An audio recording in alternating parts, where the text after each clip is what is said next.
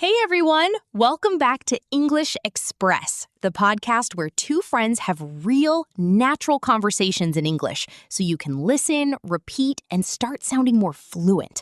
I'm Lexi. And I'm Finn. Today's topic is something that affects every single one of us: health and well-being. We will be using vocabulary that comes up naturally when English speakers talk about looking after themselves. So pay close attention to those words as they appear throughout the conversation. And remember to shadow us. First time through, just listen and enjoy. Second time, pick one of us and repeat what we say right after we say it. Match the rhythm, the pace, the natural energy. Okay, Finn, let's start with exercise. Be honest, do you actually do it consistently? Honestly, not as consistently as I would like. I have good periods and bad periods. When I build it into my daily routine, it works well. I go, I feel great, everything is on track. But the moment something disrupts that routine, a busy week at work, traveling, getting ill, the whole thing collapses, and I find myself starting from scratch again. That word routine is so important when it comes to exercise. I think the people who exercise consistently are not more motivated than everyone else. They have simply built it into their life in a way that requires almost no decision-making. It is already on the calendar at a fixed time. It just happens, regardless of how they feel that day. Exactly. And the type of exercise matters far less than most people assume. The best exercise is genuinely the one you will actually do and keep doing. Walking every day for 30 years does far more for your health than an intense gym program you quit after 6 weeks because it was not enjoyable or sustainable. I walk every morning, and it genuinely sets up my whole day, not just physically, but mentally. It clears my head in a way that nothing else does. And the research on walking is compelling. It is good for cardiovascular health, for mental health, for mood regulation, for concentration. Almost anyone can do it. It costs nothing, and you can do it for your entire life. The problem is that most modern life is incredibly sedentary. If you have a desk job, you might spend 8 or 9 hours sitting down. Add a commute and an evening on the sofa, and your total movement for the day is almost nothing at all. And the human body is simply not designed for that level of inactivity. Even just standing up and moving around for a few minutes every hour makes a real measurable difference. The goal of 10,000 steps a day exists for a good reason. You do not have to hit it perfectly every day, but having a number to aim for keeps you aware of how much, or how little, you are actually moving. Let's talk about sleep, because I think it gets badly underestimated. There is almost a culture of pride around sleeping less, like getting by on 5 hours proves how busy and dedicated you are.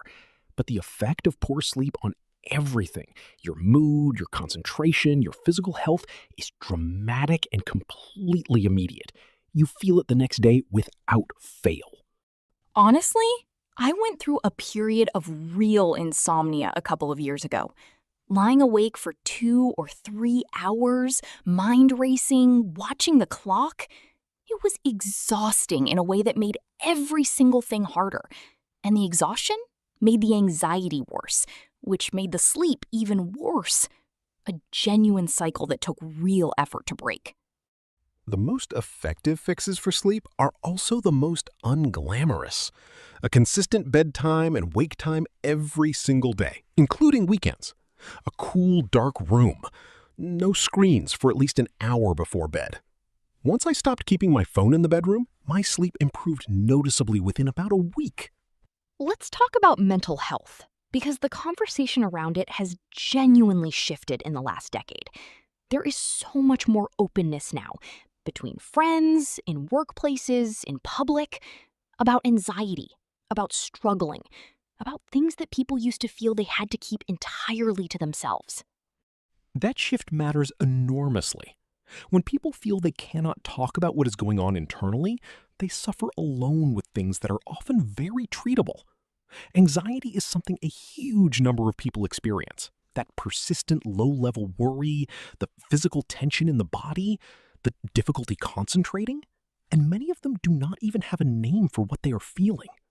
One of the most useful things you can do if you are struggling is to see a therapist.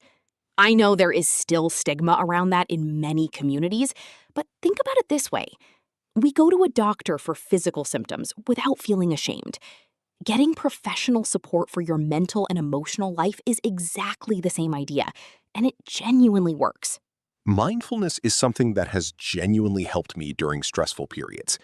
The core of it is simple: paying deliberate, calm attention to the present moment, rather than being completely lost in your thoughts about the past or future.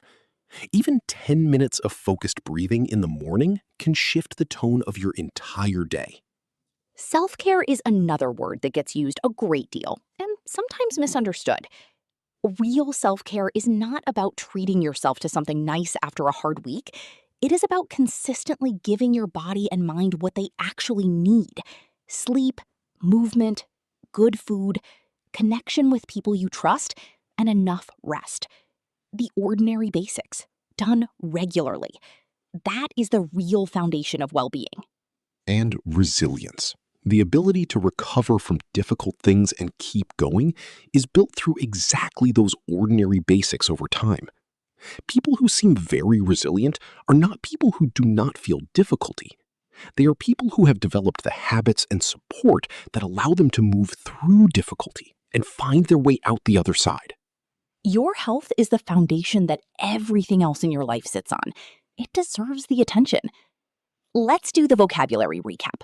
8 key words from today, spoken slowly, listen carefully, then repeat right after us. Well-being. Well-being is your overall state of being healthy and comfortable in both body and mind. She made small daily changes and noticed a real improvement in her well-being within a few weeks.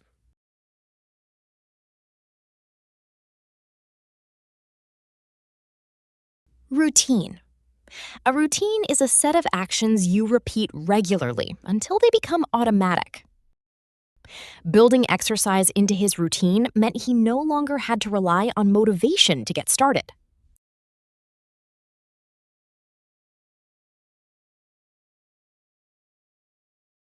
Sedentary. Sedentary means spending a large amount of time sitting and being physically inactive. A sedentary lifestyle significantly increases the risk of a wide range of long-term health problems.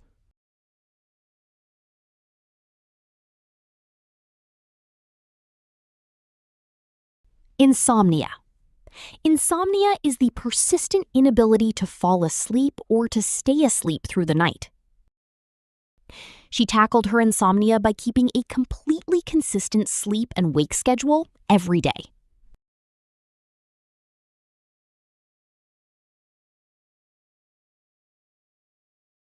Anxiety. Anxiety is a persistent feeling of worry or unease that often does not have a clear or specific cause. Once he identified his triggers, he was much better equipped to manage his anxiety day to day.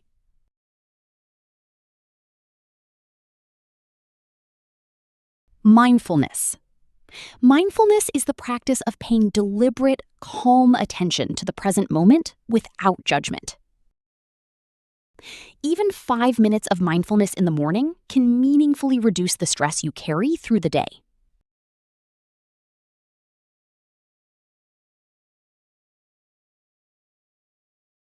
Self-care. Self-care refers to the consistent actions you take to maintain your physical and mental health. Real self-care is about regularly giving your body and mind what they genuinely need, not just occasional treats.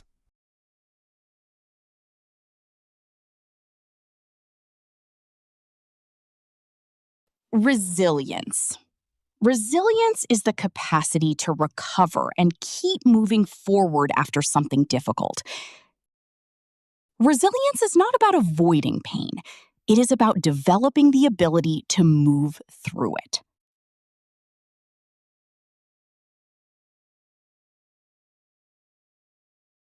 8 words that came up naturally throughout today's conversation.